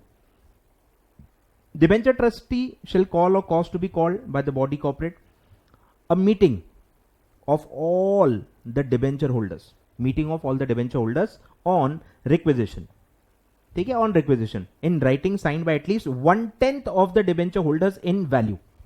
आए ख्याल में? यहां पे भी एक प्रपोर्शन दिया रहेगा, 1/10 by value, 1/10 holders by value अगर आपसे रिक्वेस्ट करते हैं, राइटिंग में देते हैं कि हम चाहते हैं कि इस डेट पे इस टॉपिक पे मीटिंग की जाए, तो डिबेंचर ट्रस्टी को वो होल्ड करवानी पड़ेगी, ठीक है। और on happening of any event which constitutes a default, default अगर कुछ होता है, एग्रीमेंट में कुछ डिफॉल्ट के लिस्ट दिए हुए हैं, वो डिफॉल्ट हुआ है तो भी ट्रस्टी को मीटिंग करवानी पड़ेगी। भाई क्या एक्शन लेना है, क्या कंसेंट लेके फिर एक्शन लेना पड़ता है ट्रस्टी को। अब यहां पे अमेंडमेंट क्या है वो हमको पढ़ना है, तो ये वर्ड्स ऐड हुए हैं, वर्ड्स ऐड हुए हैं, ठीक है। और ब्रीच ऑफ द कोवेनेंट्स, ठीक है, same breach of covenants intimation में भी मैंने बताया था, इंटीमेशन में भी कोवेनेंट्स का पॉइंट ऐड हुआ है। सिमिलरली यहां पे भी पॉइंट ऐड हुआ है कि अगर ब्रीच हुआ है कोवेनेंट को, तब भी ट्रस्टी को मीटिंग होल्ड करवानी पड़ेगी। अब ये कोवेनेंट मतलब क्या, वही जो स्पेसिफाइड है अंडर ऑफर डॉक्यूमेंट और इन्फॉर्मेशन मेमोरेंडम और डिबेंचर ट्रस्ट डीड, ठीक है। इनमें जो भी कंडीशंस लिखी हुई हैं उसको बोलते हैं कोवेनेंट्स। तो अगर उसका ब्रीच होता है, नॉन कॉम्प्लायंस होता है, तो भी ट्रस्टी को मीटिंग होल्ड करनी पड़ेगी, ठीक है। ये कंपलसरी है, इवेंट वाला भी कंपलसरी है, ब्रीच वाला भी कंपलसरी है। पहला वाला क्या है, वो ऑप्शनल है, वो रिक्वेजिशन पे आ रहा है, वो रिक्वेजिशन पे आ रहा है। तो 110 बाय वैल्यू अगर रिक्वेशन कर रहे हैं तो डिबेंचर ट्रस्टी को मीटिंग होल्ड करवानी पड़ेगी। और अगर डिफॉल्ट होता है, कोई इवेंट होता है जो डिफॉल्ट माना जाएगा, उसके बेसिस पे भी आपको ये करना है, मीटिंग करना है। और कोवेनेंट का ब्रीच होता है अगर, तो भी आपको मीटिंग रखवानी है, ठीक है। और which in the opinion of debenture trustee affects the interest of the debenture holders, या ट्रस्टी को लगता है कि नहीं ये ऐसा इवेंट हुआ है कि इससे अफेक्ट होता है इंटरेस्ट, और मीटिंग रखवा के सबको बताना जरूरी है और क्या एक्शन लेना है ये उस मीटिंग में डिसाइड करना चाहिए। तो ऐसे अब 3 पॉइंट्स हैं। पहला है इवेंट, सेकंड है ब्रीच ऑफ कोवेनेंट्स, और थर्ड है ओपिनियन ऑफ डिबेंचर ट्रस्टी। ऐसा है कि उसको लगता है कि ये अफेक्ट करता है, it is in the interest of debenture holders की मीटिंग रखाई जाए और उनको बताया जाए और उनसे पूछा जाए कि क्या करना है, क्या सुटेबल एक्शन होगा इन दैट इवेंट, ठीक है। तो बस ये वर्ड्स ऐड हुए, ब्रीच वाला जो पूरा सेंटेंस है बस उतना एडिशन हुआ है, ये इतना ही अमेंडमेंट है, ठीक है। आगे बढ़ते हैं सर, अब लास्ट आगे बढ़ते हैं। यही ड्यूटीज में अब 2 सब रेगुलेशन और ऐड हुए हैं, sub regulation 6 and 7 inserted effect from 8 अक्टूबर 2020, ठीक है। क्या 2 ड्यूटीज ऐड हुए हैं, सिमिलर हैं, देखो क्या है। Before creating a charge on the security of debentures, debenture trustee shall exercise independent due diligence. Certificates तो दे ही दे रहे हैं, डिक्लेरेशन भी हो रही है, अंडरटेकिंग भी ली जा रही है, पर इन सब से ट्रस्टी की ड्यूटी कम नहीं होती। भले आप इशूअर से अंडरटेकिंग ले रहे हो कि उस पर कोई चार्ज क्रिएटेड नहीं है भी तो हमने कंसेंट ले लिया है, तो क्या इससे ट्रस्टी की जिम्मेदारी कम हो जाती है? क्या ट्रस्टी निश्चिंत बैठा रहेगा, वो चेक नहीं करेगा क्या? उसको भी चेक करना है। तो ये वही पॉइंट है कि it is the duty of the trustee also to verify independently कि चार्ज किसी और का चार्ज क्रिएटेड है कि नहीं है, और अगर है तो उनका कंसेंट लिया है कि नहीं, वो कंसेंट या एनओसी का लेटर चेक करे, ठीक है। तो ये ड्यूटी ट्रस्टी पे डाली गई है, ठीक है। Before creating a charge on the security for the debenture, trustee shall exercise independent due diligence to ensure such security is free from encumbrance. या तो फ्री है या फ्री नहीं है, तो कंसेंट लिया कि नहीं प्रायर क्रेडिटर से, वो आपको चेक करना है। और that it has been obtain necessary consent from the other charge holder if the security has an existing charge in the manner as may be specified by board. तो ये duty में add किया है, ये तो कनेक्टिंग पॉइंट ही है। Undertaking का जो नया क्लॉज आया था जो हमने पढ़ा वही वाला है। एक और ड्यूटी डाली है, क्या डाला है? Subject to the approval of debenture holders and the conditions as may be specified by board, debenture trustee on behalf of holders may enter into inter-creditor agreement. अब ये आता है stressed asset में, आरबीआई की गाइडलाइंस जो है stressed assets की, उसमें ये क्लॉज आता है कि जब भी कोई कंपनी के या कोई बैंक के stressed assets हैं और अलग अलग उसके क्रेडिटर्स हैं, अब अलग अलग क्रेडिटर्स हैं तो वो डिसाइड कैसे करेंगे कि क्या एक्शन लेना है? तो क्रेडिटर्स को आपस में एक इंटर क्रेडिटर एग्रीमेंट करना है और उसके तहत डिसाइड करना है कि भाई क्या एक्शन लेना है, कैसे रिकवर करना है अपना पैसा, वो सब इंटर क्रेडिटर एग्रीमेंट करके डिसाइड करना है।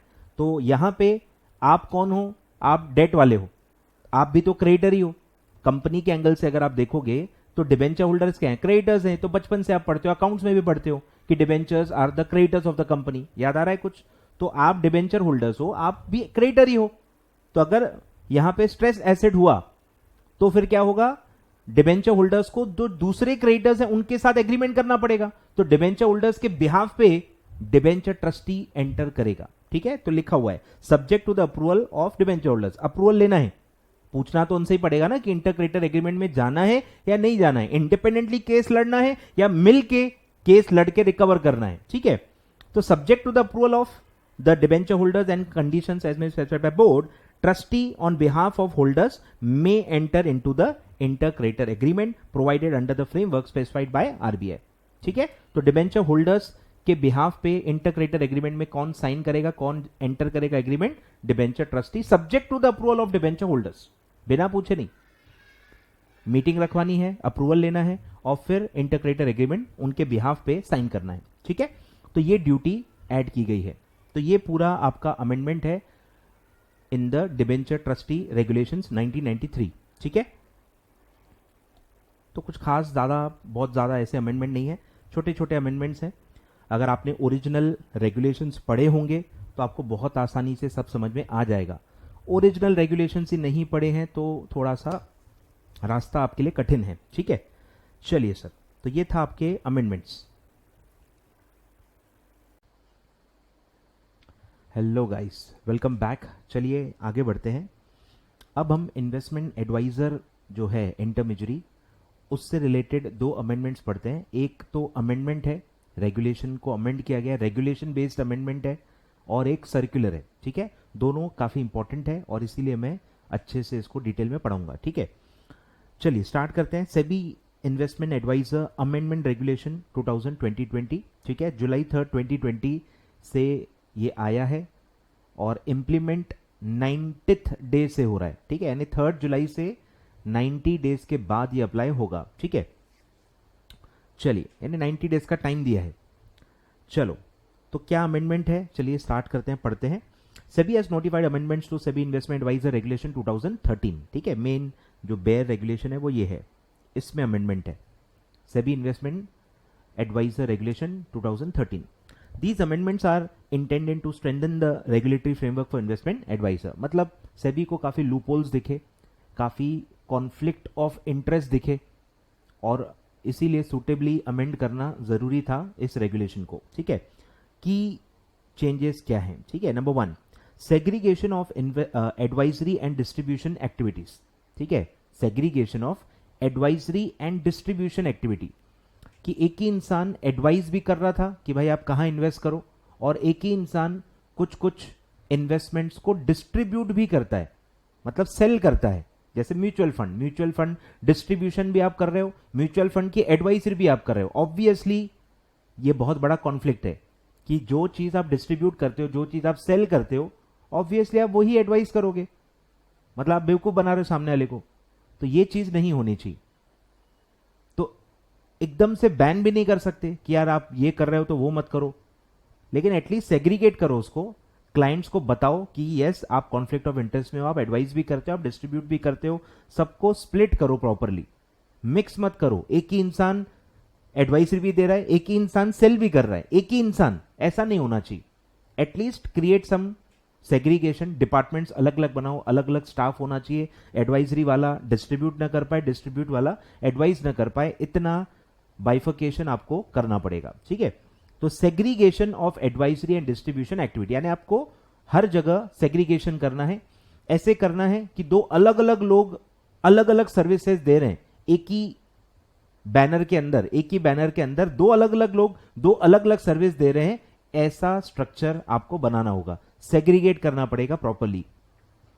Segregation of advisory and distribution activities at client level, ठीक है। क्लाइंट लेवल पे आपको सेग्रीगेशन करना पड़ेगा कि ये एडवाइजरी वाले क्लाइंट्स हैं, ये डिस्ट्रीब्यूशन वाले क्लाइंट्स हैं, मिक्स नहीं करना है, ठीक है। बहुत ज्यादा मिक्सिंग नहीं करनी है। और तो दिया ही है to avoid conflict of interest, और हर जगह बताना है कि आप दोनों सर्विसेज देते हो, तो सामने वाला सोच समझ के मतलब आपसे डील करेगा। एटलीस्ट उसको पता होगा कि यार यही बंदा जो मुझे एडवाइस कर रहा है, जो चीज वो मुझे एडवाइस कर रहा है वो खुद भी बेचता है, तो उसको एटलीस्ट ये एक ध्यान में रहेगा कि हो सकता है कि ये बाइस्ड हो सकता है ये इसीलिए ही ये रिकमेंड कर रहा है क्योंकि वो खुद सेल करता है, उस पर वो कमीशन कमाता है। तो एटलीस्ट वो ये समझ पाएगा और सोच समझ के अपने डिसीजन लेगा। An individual shall have the option, ठीक है। अब ध्यान दो, अब उनको देखो अलग अलग रजिस्ट्रेशन करवाने का भी ऑप्शन दिया है कि अगर आपको सिर्फ एडवाइजरी ही करना है तो आप सिर्फ एडवाइजरी करो, और अगर आपको सिर्फ डिस्ट्रीब्यूशन करना है तो आप एज अ डिस्ट्रीब्यूटर रजिस्टर हो जाओ, ठीक है। इंडिविजुअल के लिए ये ऑप्शन दिया गया है। An individual shell have the option, कि जो भी नया पर्सन अब रजिस्टर होगा तो उसको ऑप्शन दिया जाएगा कि to register as an investment adviser, ठीक है। या तो आप एडवाइजरी सर्विसेज दो आप, और आप इन्वेस्टमेंट एडवाइजर नाम से रजिस्टर हो जाओ, और provide distribution services as a distributor, या तो आप सिर्फ डिस्ट्रीब्यूशन में जाना चाहते हो तो आप एज अ डिस्ट्रीब्यूटर रजिस्टर हो जाओ, ठीक है। फिर है a non individual investment adviser. Non individual मतलब बॉडी कॉर्पोरेट, इसी को पहले क्या बोलते थे, बॉडी कॉर्पोरेट। तो कोई भी नॉन इंडिविजुअल स्ट्रक्चर में है, यानी कि बॉडी कॉर्पोरेट या कंपनी या कॉर्पोरेट स्ट्रक्चर में है, shall have the client level segregation, same जो ऊपर कहा गया था कि क्लाइंट लेवल पे सेग्रीगेट करना पड़ेगा, मिक्स नहीं करना है, ठीक है। Client level segregation at group level, बराबर, ग्रुप लेवल, क्योंकि आप मल्टीपल सर्विसेज दे रहे हो तो इसीलिए बार बार जो नॉन इंडिविजुअल वाले लोग हैं उसमें ये वर्ड बार बार यूज होगा ग्रुप लेवल, क्योंकि आप काफी बार क्या होता है जो कॉर्पोरेट बॉडी बनाते हैं वो इसलिए बनाते हैं क्योंकि वो बहुत बड़े लेवल पे ऑपरेट करते हैं, बहुत सारे मल्टीपल सर्विसेज देते हैं, मल्टीपल तरह से रजिस्टर्ड होते हैं, मल्टीपल सर्विसेज देते हैं तो अलग अलग अलग अलग नाम से रजिस्टर्ड होते हैं। एक ही इंसान मल्टीपल सर्विसेज दे सकता है, कहीं मना नहीं किया हुआ, ठीक है। तो ग्रुप लेवल पे भी प्रॉपरली सेग्रीगेशन होना चाहिए। और भी कुछ आप सर्विसेज देते हो अपार्ट फ्रॉम इन्वेस्टमेंट एडवाइजरी और अपार्ट फ्रॉम डिस्ट्रीब्यूशन, तो उसको भी सेग्रीगेट करना है, ठीक है। For investment advisory and distribution services and maintain an arms length relationship. Combo offers नहीं देने। आर्म्स लेंथ प्राइस कब नहीं होती है? जब एक सर्विस लेने के वजह से आप दूसरे में प्राइस कम करते हो, जिसको आप कॉम्बो ऑफर्स कहते हो, तो ये आपको नहीं करना है। दोनों सर्विसेज ऐसी देनी है कि वो इंडिपेंडेंट सर्विसेज हैं, अलग अलग सर्विसेज हैं, एक के बदले में दूसरे में कोई भी डिस्काउंट नहीं देना है, ठीक है। आर्म्स लेंथ रिलेशनशिप पे वो होना चाहिए। दोनों इंडिपेंडेंट सर्विसेज हैं, दो अलग अलग लोग दे रहे हैं, ऐसा मान के आपको उसको ऑपरेट करना है, प्राइसिंग उस तरह से करनी है, ठीक है। Maintain an arms length relationship between the activities by providing advisory services through a separately, ध्यान दो, separately identifiable department और division, जो मैंने आपको पहले भी बताया स्टार्टिंग में कि अलग अलग डिपार्टमेंट, स्टाफ पूरा अलग, उसके बुक्स ऑफ अकाउंट अलग, सब कुछ अलग अलग कर दो। आए ख्याल में? चलिए, तो ये था सबसे पहला important point, segregation of advisory and distribution activities, जो कि करंट सिनेरियो में नहीं हो रहा था। कॉन्फ्लिक्ट ऑफ इंटरेस्ट को सर्व नहीं किया जा रहा था। एक ही इंसान, एक ही स्टाफ एडवाइस भी कर रहा है एक क्लाइंट को, उसी क्लाइंट को वो डिस्ट्रीब्यूशन भी कर रहा है, सेलिंग भी कर रहा है, तो ये गलत चीज हो रही थी और सेबी ने इसलिए नेसेसरी अमेंडमेंट लाके अपना इंटेंशन बताया कि ऐसा नहीं होना चाहिए। स्टाफ अलग करो, डिपार्टमेंट अलग करो, सब एक्टिविटीज क्लाइंट लेवल पे सेग्रीगेट करो, मिक्सिंग बिल्कुल नहीं होनी चाहिए, ठीक है। फिर है, अब छोटे छोटे पॉइंट्स हैं, इंप्लीमेंटेशन सर्विसेज, ठीक है। कोई चीज को इंप्लीमेंट करना, प्रोसीजरल कंप्लायंसेस करना, ये भी मतलब इन्वेस्टमेंट एडवाइजर्स कर सकते हैं, ठीक है। Investment advisers are allowed to provide implementation service, जिसको आप कहते हो एग्जीक्यूशन, बराबर। कोई चीज एग्जीक्यूट करना, कोई डॉक्यूमेंटेशन करना, एग्रीमेंट करवाना, कोई अप्रूवल लेके देना, तो ये होता है एग्जीक्यूशन थ्रू डायरेक्ट स्कीम्स और products in the securities market. तो आप प्रोसीजरल एग्जीक्यूशन भी करवा सकते हो, वो भी एक सर्विस होती है सेपरेट, क्योंकि इन्वेस्टमेंट एडवाइजर का मतलब क्या है कि आप सिर्फ बताते हो कि क्या करना है। करना तो क्लाइंट को खुद है, पर आप करवाने का भी काम कर सकते हो, ठीक है, तो उसको कहते हैं execution service. However no consideration can be received directly और indirectly at investment advisers group और family level for these services. तो ये as a value adding service आप दे सकते हो, इसके लिए आप कुछ भी कंसिडरेशन नहीं ले सकते, ठीक है। As a convenience, as a complimentary service आप ये दे सकते हो।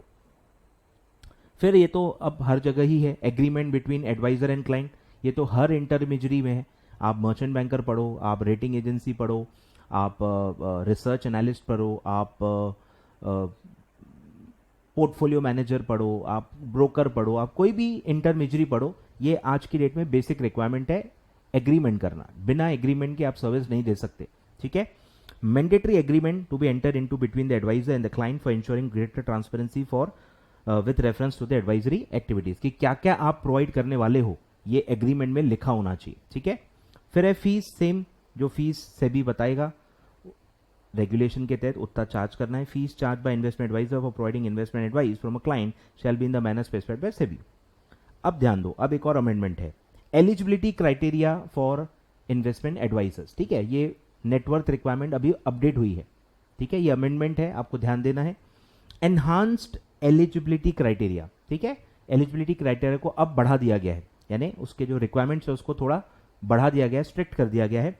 For registration as investment adviser including the net worth requirement of 50 lakhs for non individual, ध्यान दो, 50 lakhs for non individuals and 5 lakhs for individuals, ये आपको अब याद रखना है, नेटवर्थ रिक्वायरमेंट, ठीक है, अमेंडमेंट है।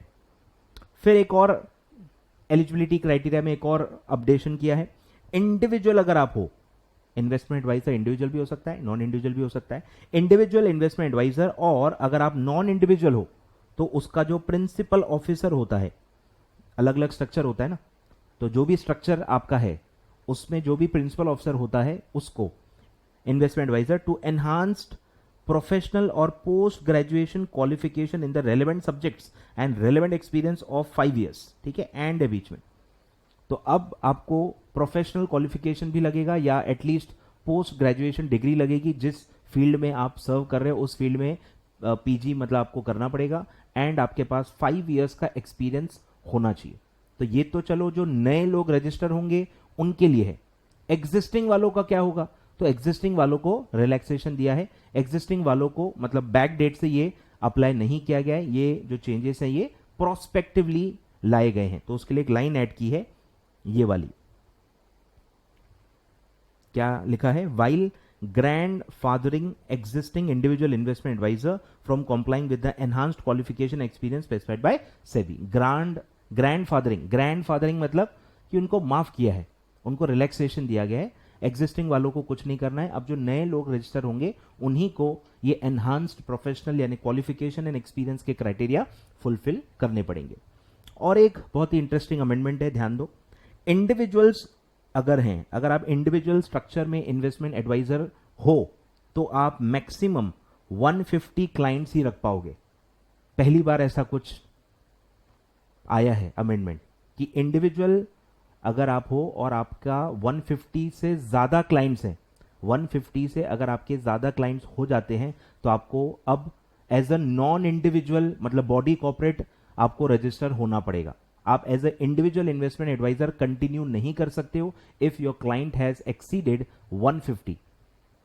आए ख्याल में? तो एकदम ही अलग ही क्राइटेरिया आया है। Individuals registered as investment adviser whose number of clients exceed 150 in total shall apply, shall में नहीं है, शैल अप्लाई मैंडेटरी है for registration with SEBI as a non individual investment adviser. तो अब मतलब इसका इंटरप्रिटेशन क्या है कि एज अ इंडिविजुअल आप कंटिन्यू नहीं कर सकते, आप 150 से ज्यादा क्लाइंट्स को सर्व नहीं कर सकते। अगर आप 150 से ज्यादा काम कर रहे हो तो गलत होगा। आपको इमीडिएटली जैसे आप 150 क्लाइंट एक्सीड करते हो आपको as a non individual register करना है अपने आप को, ठीक है। और ये पूरे अमेंडमेंट्स कब से लागू होंगे? 90th day from the date of notification और publication in the official gazette, ठीक है। 90 डेज का टाइम दिया गया है। तो 3 जुलाई जो ऊपर लिखा था वहां से 90 डेज के बाद ये अप्लाई होगा, ठीक है। तो ऐसे 5 पॉइंट्स हैं, इस पे क्वेश्चन आ सकता है, इसीलिए ही पढ़ा रहा हूं। क्वेश्चन आ सकता है कि बताओ इन्वेस्टमेंट एडवाइजर से रिलेटेड क्या क्या अमेंडमेंट्स या क्या क्या रिक्वायरमेंट्स सेबी ने बताई हैं, ऐसा क्वेश्चन आ सकता है। तो आपको ये 5 पॉइंट्स लिखने हैं। Segregation of advisory and distribution activities, implementation of services, agreement between the client and adviser, fees and eligibility criteria for investment adviser. इसमें ए और ई ये 2 मेजर पॉइंट्स हैं। कोशिश करना कि ये दोनों पॉइंट्स पूरे लिखो, बाकी में तो कुछ है नहीं खास, एक लाइन में भी लिख दिया तो भी चल जाता है। मेन है ए और ई थोड़ा डिटेल में लिखना पड़ेगा, ठीक है। तो ई वाला जो पॉइंट है उसमें भी प्रॉपरली 3 पॉइंट्स आपको दिए हुए हैं कि एक नेटवर्थ का रिक्वायरमेंट है, एक एक्सपीरियंस और क्वालिफिकेशन का रिक्वायरमेंट है और एक नंबर ऑफ क्लाइंट्स का रिक्वायरमेंट है, ठीक है। तो ये है सर इंपॉर्टेंट अमेंडमेंट है, रेगुलेशन बेस्ड अमेंडमेंट है, क्वेश्चन आ सकता है। अब एक सर्कुलर पढ़ते हैं, अच्छा सर्कुलर है, ये भी बहुत हटके अलग ही चीज है। ये चीज एक चीज से रिलेटेड है जो हो सकता है आपने पढ़ी है, फॉरेन पोर्टफोलियो इन्वेस्टर, ठीक है। फॉरेन पोर्टफोलियो इन्वेस्टर आपने पढ़ा है अगर एफपीआई, तो एफपीआई में आपने पढ़ा होगा कि सेबी डायरेक्टली रेगुलेट नहीं करता है एफपीआई को। एफपीआई कहां रजिस्टर होते हैं? डीडीपी के पास, डेजिग्नेटेड डिपॉजिटरी पार्टिसिपेंट, और depository designated depository participant SEBI के पास रजिस्टर्ड होते हैं। तो ये इनडायरेक्ट कंट्रोल होता है। तो ये ऑलरेडी एफपीआई के केस में हो रहा था। अब इन्वेस्टमेंट एडवाइजर में भी ऐसा ही स्ट्रक्चर लाया गया है, बस यहां डीडीपी के जगह पे ये जिम्मेदारी जो है रेगुलेशन की, ये स्टॉक एक्सचेंज की सब्सिडरी को दिया गया है। मतलब सेबी ने एक प्रपोजल दिया है कि जितने भी स्टॉक एक्सचेंज हैं, नेशन वाइड ट्रेडिंग टर्मिनल जिसके हैं, यानी कि बीएसई एनएसई, वो एक सब्सिडरी क्रिएट करें या एग्जिस्टिंग सब्सिडरी को पावर दें कि वो as a regulator investment adviser को रेगुलेट करे और वो अंडर सेबी रहेंगे। तो ये एक्टिविटी जैसे एफपीआई के लिए डीडीपी करते थे, वैसे ही इन्वेस्टमेंट एडवाइजर्स के लिए सब्सिडियरी ऑफ स्टॉक एक्सचेंज को देने का प्रपोजल सेबी ने दिया है। ठीक है, यानी ये डेलीगेशन है, सेबी डेलीगेट कर रहा है अपने पावर्स को। तो पूरे रेफरेंसेस दिए हैं कि सेबी के पास पावर है। सेबी ने पावर ले रखे थे कि वो कभी भी किसी और को अपने जो रेगुलेशंस हैं या अपना जो प्रोसीजरल कॉम्प्लायंस है उसका जो पूरा जो रेगुलेशन होता है, जो रेगुलेट करने का पावर होता है, वो किसी और को डेलीगेट कर सकता है। ऐसा पावर ऑलरेडी है लॉ में। तो अब वो पावर यूज करके वो सब्सिडियरी ऑफ स्टॉक एक्सचेंज को पावर डेलीगेट कर रहा है। ठीक है, तो ध्यान दो, administration and supervision of investment advisers. ठीक है, administration and supervision of investment adviser. अब देखो, स्टॉक एक्सचेंज तो ऑलरेडी ब्रोकर को तो रेगुलेट करते ही हैं। मेंबर्स ऑफ स्टॉक एक्सचेंज कौन होता है? ट्रेडिंग मेंबर, क्लियरिंग मेंबर, बराबर। इतने सारे मेंबर्स हैं ही, ऑलरेडी वो स्टॉक एक्सचेंज के दायरे में ही होते हैं। तो ऐसा तो है नहीं कि स्टॉक एक्सचेंज को पता नहीं कि करना क्या है, ऑलरेडी कर रहे हैं। स्टॉक ब्रोकर्स के लिए, क्लियरिंग ट्रेडिंग मेंबर्स के लिए ऑलरेडी वो कर रहे हैं, आए ख्याल में। तो अब इन्वेस्टमेंट एडवाइजर्स को भी मॉनिटर करना, रेगुलेट करना, उनकी एक्टिविटीज देखना, उनसे पीरियोडिकल रिपोर्ट्स मांगना, ये सब काम जो नॉर्मली अभी भी सेबी करता है, वो काम अब सब्सिडरी करेगी ऑफ स्टॉक एक्सचेंज। ठीक है, ध्यान दो, रैशनल बिहाइंड द सर्कुलर, कैसा सेबी क्यों कर रहा है, पावर कहां से आया, ध्यान दो। SEBI wide circular 2016 by 113 dated 19th October 2016 allowed registered investment advisors to use the infrastructure of stock exchanges to purchase and redeem the mutual fund units directly from the AMC on behalf of their clients. तो already एक ऐसा similar काम सेबी कर चुका है कि आप stock exchange का प्लेटफॉर्म यूज कर सकते हो to directly buy mutual funds units for their clients. ठीक है, as per regulation 14 of investment adviser regulation, SEBI can, ठीक है, ये पावर दिया है, ये पावर दिया है कि काफी लोग बोलेंगे ना कि ये तो अनकॉन्स्टिट्यूशनल है, कॉन्स्टिट्यूशन के खिलाफ है, ऐसा कुछ नहीं है, पावर ऑलरेडी है सेबी के पास। तो वो दिया है, रेगुलेशन 14 में पावर ऑलरेडी ले रखा है। SEBI can recognise any body और body corporate for the purpose of regulating, for the purpose of regulating investment advisors. It further provides that SEBI may, at the time of recognition of such body or body corporate, delegate administration and supervision. Delegate administration and supervision of investment advisor to such body or body corporate on such terms and condition as may be specified. तो ये power already SEBI के पास है as in the regulation 14 of investment advisor regulations 2013. ठीक है, फिर एक और reference दिया है कि क्या स्टॉक एक्सचेंज ये काम कर सकता है। मतलब सेबी के पास तो पावर है कि वो दे सकता है, अरे पर स्टॉक एक्सचेंज ये काम कर सकता है कि नहीं, वो उनके पास भी तो पावर होना चाहिए ना। वो भी एक कॉर्पोरेट बॉडी है, उनके ऑब्जेक्ट क्लॉज में या उनके लॉ में अलाउड है कि नहीं, तो वो भी दिया हुआ है कि उनके वो भी अलाउड है एज अ स्टॉक एक्सचेंज। जो बिजनेस है, ट्रेडिंग, डीलिंग इन सिक्योरिटीज, वो तो उनका बेसिक काम है, पर उसके अलावा भी वो काम कर सकते हैं, ऐसा उनको भी अलाउड है। ठीक है, मतलब एक गिवर है और एक रिसीवर है, जो पावर्स दे रहा है उसके भी लॉ में अलाउड है और जो रिसीव कर रहा है उसके लॉ में भी अलाउड है। ठीक है, मतलब दोनों साइड से क्लियर है, कोई ऐसा नॉन कॉम्प्लायंस नहीं हो रहा। Further second proviso to regulation 38 sub regulation 2 of securities contract regulation stock exchanges and clearing corporation regulation 2018, ये आपने नहीं पढ़ा होगा। ठीक है, क्योंकि इंपॉर्टेंट नहीं है, बहुत ज्यादा इस पे क्वेश्चंस भी नहीं आते और ये बहुत ऑफ बीट है। तो ऐसे कोई रेगुलेशन है, stock exchange and clearing corporation regulation भी अलग से है, जो क्लियरिंग कॉर्पोरेशन और स्टॉक एक्सचेंज को मतलब रेगुलेट करते हैं। इंटरलिया मतलब अमंग अदर थिंग्स, क्या उसमें स्टेट किया गया है that a recognised stock exchange may engage in activities whether involving deployment of funds, funds को कहीं इन्वेस्ट करना, और अदरवाइज दैट आर अनरिलेटेड और not identical to activity of a stock exchange. ठीक है, भले वो अनरिलेटेड है, कोई लेना देना नहीं है, ऑफ बीट है, अलग ही है, तो भी वो ऐसे एक्टिविटीज कर सकते हैं। कहीं भी मतलब ऐसा मना नहीं किया हुआ है, अलाउ किया गया है कि आप एज अ स्टॉक एक्सचेंज जो बिजनेस कर रहे हो, डीलिंग इन सिक्योरिटीज जो आप ये काम कर रहे हो, इसके अलावा भी आप काम कर सकते हो। ठीक है, as a stock exchange through a separate legal entity and subject to the approval of board. ठीक है, कंडीशन सिर्फ क्या है कि एक सेपरेट लीगल एंटिटी बना लो, मतलब सब्सिडीज या कोई और बॉडी कॉर्पोरेट आप क्रिएट करो और बोर्ड के अप्रूवल से आप काम कर सकते हो। दो ही कंडीशन है, सेपरेट लीगल एंटिटी क्रिएट करनी पड़ेगी और बोर्ड का अप्रूवल लेना पड़ेगा। ठीक है, considering the growing numbers of registered investment adviser. ठीक है, ये रीजन है अभी कि सेबी क्यों डेलीगेट कर रहा है, क्योंकि वो खुद नहीं कर पा रहा है कि बहुत ज्यादा एडवाइजर्स हो गए और सेबी के पास और भी इंपॉर्टेंट काम है। ठीक है, और मैकेनिज्म जो लगता है, जो एक इंफ्रास्ट्रक्चर लगता है, जो एक्सपर्टीज लगता है, वो स्टॉक एक्सचेंज के पास ऑलरेडी है, क्योंकि वो ऑलरेडी ब्रोकर्स को रेगुलेट करते ही हैं, मॉनिटर करते हैं, उनके काम देखते हैं, उनके लिमिट्स चेक करते हैं, उनके खिलाफ एक्शन लेते हैं, तो ऑलरेडी वो काम तो कर ही रहे हैं। आए ख्याल में? तो considering the growing numbers of registered investment adviser, it is decided to recognise. ठीक है, अब किसको रिकॉग्निशन दिया जा रहा है? A wholly owned subsidiary of stock exchange.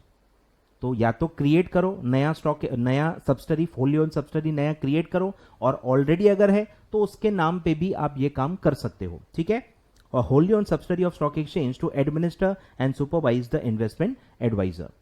अब इसके लिए क्या करना पड़ेगा? जो इंटरस्टेट स्टॉक एक्सचेंज हैं, जो कि आज की डेट में दो ही हैं, बीएसई एंड एनएसई, जिनके नेशन वाइड ट्रेडिंग टर्मिनल्स हैं, वो इसमें एलिजिबल हैं, और वो चाहें तो होली ओन सब्सिडरी क्रिएट करके या एग्जिस्टिंग ऑलरेडी जो होली ओन सब्सिडरी उनकी होगी, उनको ये काम दे सकते हैं। तो उनको सेबी के पास अप्लाई करना है कि हाँ, हम इंटरेस्टेड हैं और हम ये काम करने के लिए रेडी हैं, और उसके लिए फीस वगैरह या जो भी है उसको पैसा मिलेगा, फ्री में ये काम होता नहीं है। ठीक है, क्राइटेरिया क्या है, कौन से स्टॉक एक्सचेंज ये काम कर सकते हैं? Recognition of stock exchange subsidy in terms of aforesaid regulation 14 shall be based on eligibility of the parent entity.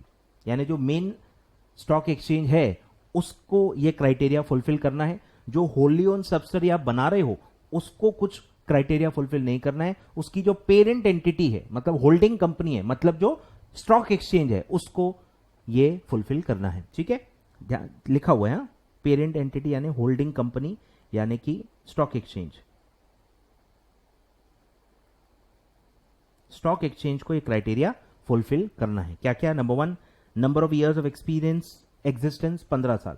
15 साल आपको हो जाने चाहिए। बीएससी एनएससी दोनों को 15 साल हो गए। Stock exchange having minimum net worth 200 crore, उनका और बहुत ज्यादा है।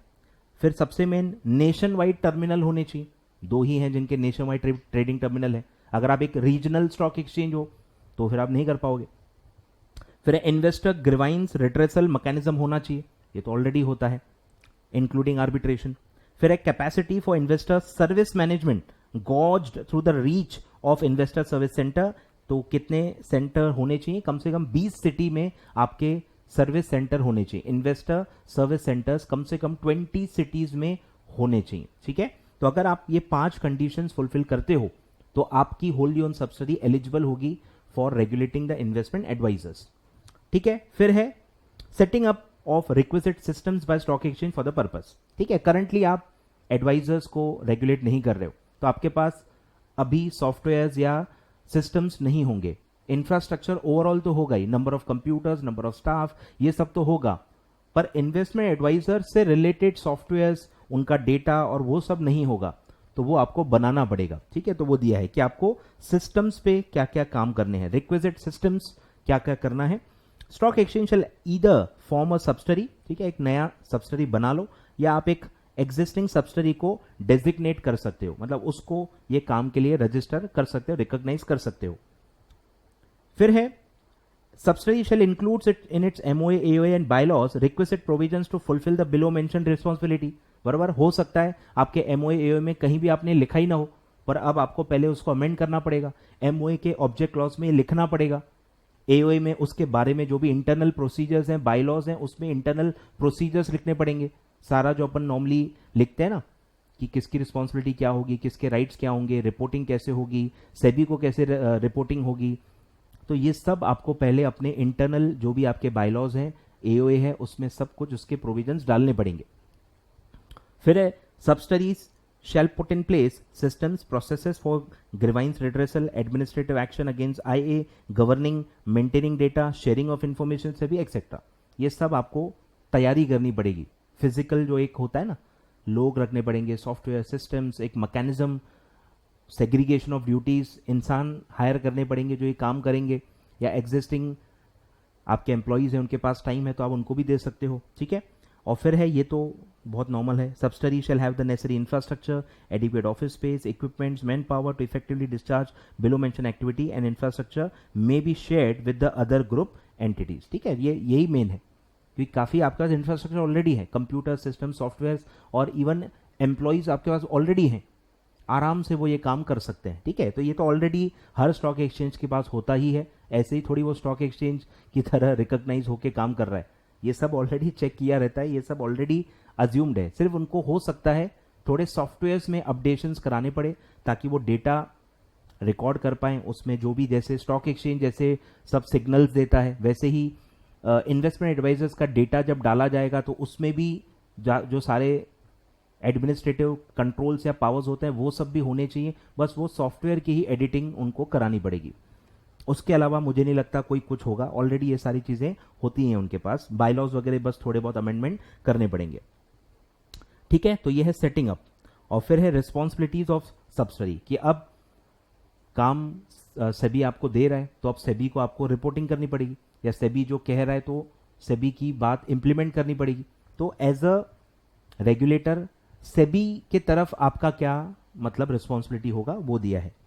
सेम आप डीडीपी के लिए भी पढ़ते हो, डेजिग्नेटेड डिपॉजिटरी पार्टिसिपेंट भी सेबी के बाद रजिस्टर्ड होता है, उसके ऊपर भी सिमिलर रिस्पॉन्सिबिलिटीज डाली गई हैं। तो ये ऑलमोस्ट सिमिलर स्ट्रक्चर है जैसा एफपीआई में होता है।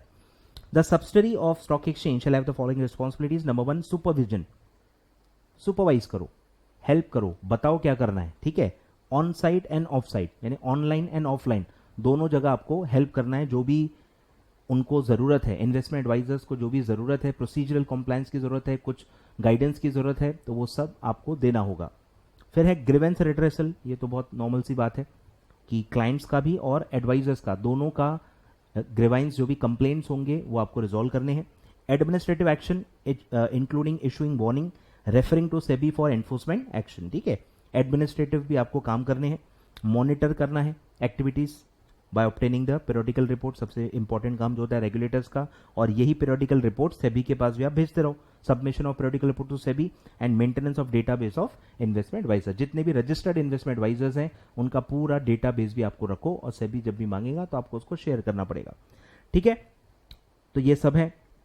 और फिर है stock exchanges fulfilling the criteria in para A and B, ठीक है, may submit the detailed proposal incorporating the requisite systems and mechanisms to discharge responsibility to SEBI within 30 days from the date of this circular। तो जो भी stock exchange है यानी BSc NSC, उनको proper एक proposal भेजना है सेबी के पास कि वो रेडी हैं, और उन्होंने सब बायलॉज अमेंड कर लिए हैं, necessary systems put in place कर लिया है, जो भी इसमें लिखा है सब कंप्लाई करने के बाद एक प्रॉपर प्रपोजल भेजना है, और वो विद इन 30 डेज होना चाहिए, ठीक है। तो फिर वो सेबी कंसिडर करेगा और जो भी है उसको रिकॉग्नाइज करेगा, ठीक है। तो ये सर थे, ये था इंपॉर्टेंट सर्कुलर, ठीक है। तो हमने ये पार्ट में क्या पढ़ा सर, एक पढ़ा अमेंडमेंट, जो 5 पॉइंट पढ़े हमने ABCDE, जो रेगुलेशन बेस्ड अमेंडमेंट था, जो इन्वेस्टमेंट एडवाइजर रेगुलेशंस 2013 में अमेंडमेंट था, और एक सर्कुलर था सेबी का जिसमें सेबी ने स्टॉक एक्सचेंज को ऑफर दिया है कि आप एक सब्सिडरी बनाओ और उसको रेगुलेटर बनाओ इन्वेस्टमेंट एडवाइजर्स का, और सारी रिक्वायरमेंट जो भी है वो उन्होंने दी है, और 30 डेज में प्रपोजल मांगा है, 30 डेज में प्रपोजल मांगा है, और फिर सेबी कंसिडर करेगा, और अगर सारी कंडीशंस फुलफिल होती हैं, टर्म्स एंड कंडीशंस एग्री हो जाती हैं, तो सेबी डेलीगेट कर देगा, ठीक है। तो ये 2 अमेंडमेंट थे important relating to investment advisers.